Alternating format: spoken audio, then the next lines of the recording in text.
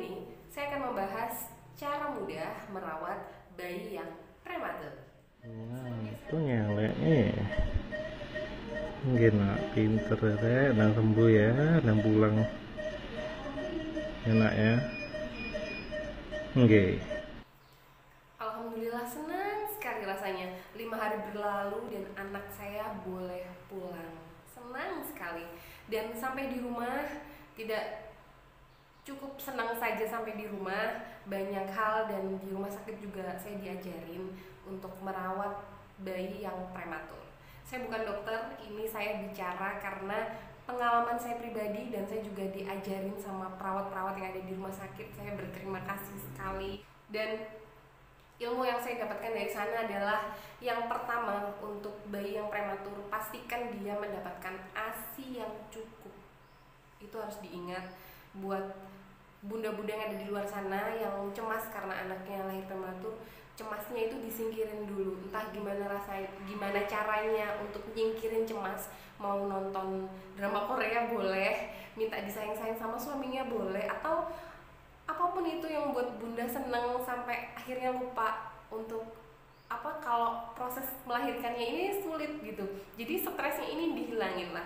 Kalau saya dulu tanya juga ke dokternya, Pak dokter, ini ada susu khusus nggak untuk anak saya yang berat badannya kurang dan lahirnya prematur? Dokter cuma bilang susu terbaik untuk bayi prematur adalah ASI ibunya.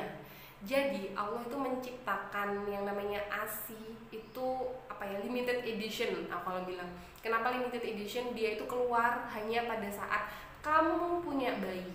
Jadi manfaatkan betul ASImu saat kamu punya bayi. Tidak ada alasan kamu bekerja, tidak ada alasan kamu stres atau apalah. Pokoknya yang jelas bagaimanapun itu penting banget untuk anakmu.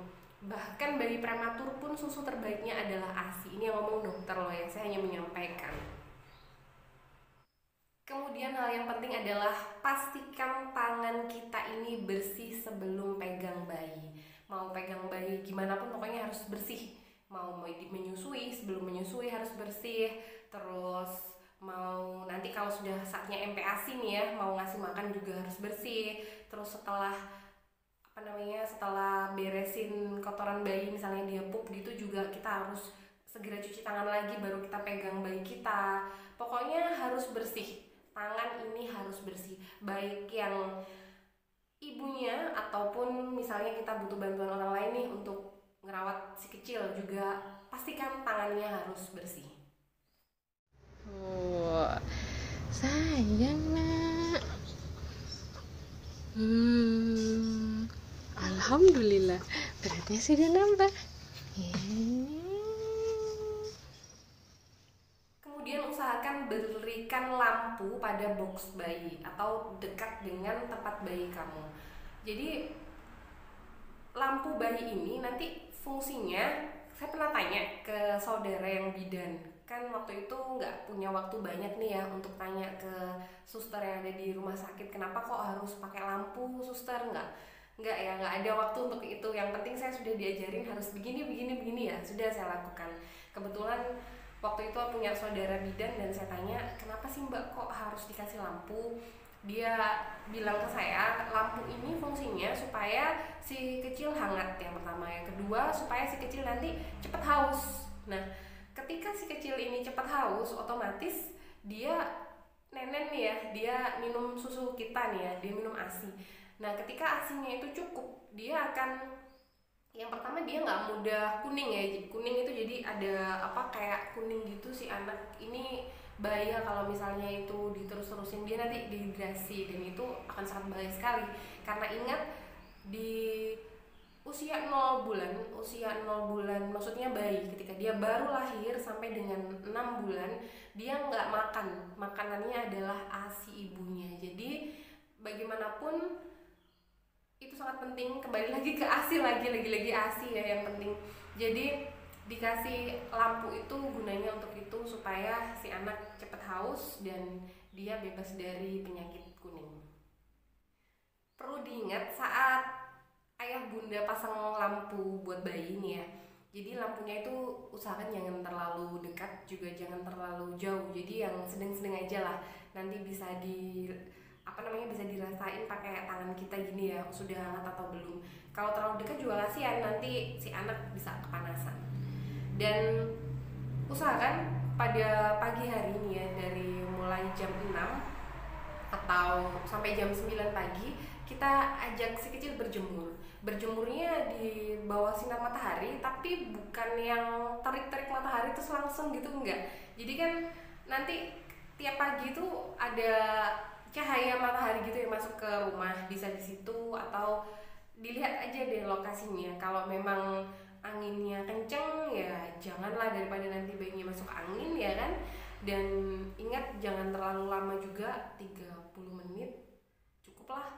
Soalnya kalau terlalu lama juga kasihan bayinya lama-lama di luar. Karena kan dia prematur nih ya, terus berat badannya kurang. Jadi otomatis daya tahan tubuhnya beda sama teman-temannya yang berat badannya cukup. Walaupun si kecil prematur, tetap mandinya harus 2 kali sehari minimal ya. Jadi waktu kita mandiin si kecil, waktu dia masih kecil banget nih ya, cukup di seko-seko aja. Kan banyak nih tutorial cara memandikan bayi, pasti ayah bunda bisa dong. Dan jangan lupa bersihkan bagian lipatan-lipatan seperti lipatan yang ada di telinga, jari-jarinya dia, terus sebelah sini ketiaknya dia, terus lakangan. Dan yang gak kalah pentingnya adalah bersihkan bagian lidah si kecil dan alat kemaluan si kecil itu dengan kasa. Jadi kasa yang lembut, tahu ya, jadi kasa yang lembut itu kita kita taruh di jari kita gini, terus kita masukkan ke mulut si kecil buat bersihin. Cukup begini aja, srit gitu aja, ditarik ke bawah gini, bukan lidahnya yang ditarik, jadi jari kita yang ditarik, dimasukin ke mulutnya dia, terus ditarik gini. Jadi ya biar mulutnya juga bersih. Jadi sisa-sisa ASI ini nggak sampai asem gitu loh di mulut dia, karena kalau nggak dibersihin nanti bisa jamuran. Kalau ini sih bukan bayi prematur aja ya, bayi yang nggak lahir prematur pun juga harus dibersihin bagian mulutnya, terutama di lidah, di langit-langit itu pakai kasa yang lembut itu. Dan jangan lupa juga alat kemaluannya juga dibersihkan ya, pakai kasa yang lembut banget. Jangan lupa pastikan saat ayah bunda mandikan si kecil, sabun yang digunakan adalah sabun khusus bayi, terutama bayi yang sensitif. Karena kalau tidak cocok, kasihan nanti kulitnya bisa istilahnya kayak ngelupas gitu. Terus kalau enggak nanti bisa muncul kayak biang keringat kecil-kecil gitu, kasihan. Jadi usahakan sabun sesuaikan dengan kebutuhan bayi. Kalau misalkan terjadi sesuatu hal, langsung konsultasi ke dokter atau ke bidan terdekat. Karena kalau dibiarkan, kasihan kulitnya bayi. Sama dengan kita, kalau kita sedang gatel atau apa kan nggak nyaman, sama bayi juga nggak nyaman. Nanti kalau bayinya nggak nyaman, rewel, nangis terus, yang repot juga ayah bunda. Jadi segera konsultasikan kalau terjadi satu dan lain hal pada kulit bayi yang diakibatkan dari sabun yang kita pilih.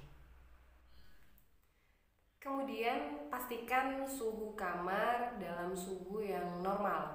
Jadi tidak terlalu dingin kalau yang pakai AC, dan juga tidak terlalu panas. Karena kalau terlalu panas dia akan gampang biang keringat nih.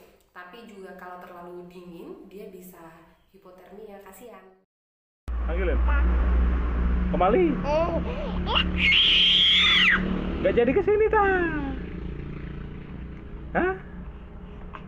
Hah? Hah? Kembali. Enggak.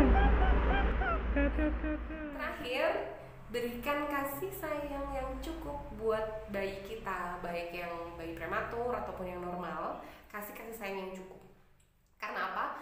Bayangkan ya, selama 9 bulan si kecil ada di dalam kandungan kita, terus berada di dekatan kita di dalam kandungan.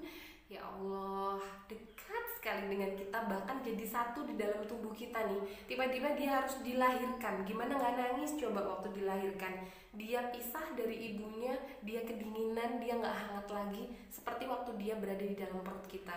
Jadi buat ayah bunda yang masih punya pikiran, jangan digendong-gendong, nanti dia kebiasaan. Jangan, pokoknya dibiarin aja lah bayinya. Jangan ya bunda ya. Bagaimanapun bayi itu lebih nyaman didekap sama orang tuanya, baik ayah maupun bundanya, karena dia lama sekali ada di dalam perut kita. Dia akan lebih suka dipeluk-peluk, dia lebih suka disayang-sayang, dia suka dengan sentuhan kita. Jadi jangan pelit-pelit kasih sayang sama anak kita, kasih sayang sama anak kita. Karena saya pernah ada yang bilang ke saya bahwa nikmati saat-saat kamu bersama anakmu. Kalau dia minta dipeluk, minta dicium, peluk, cium, kasih perhatian yang cukup buat dia. Karena apa? Ketika dia nanti besar, dia punya teman, ada saatnya dia lebih suka bermain dengan teman-temannya, dan dia sudah tidak mau lagi kita peluk, kita cium. Jadi nikmati selama dia masih mau dipeluk, masih mau dicium. Terima kasih.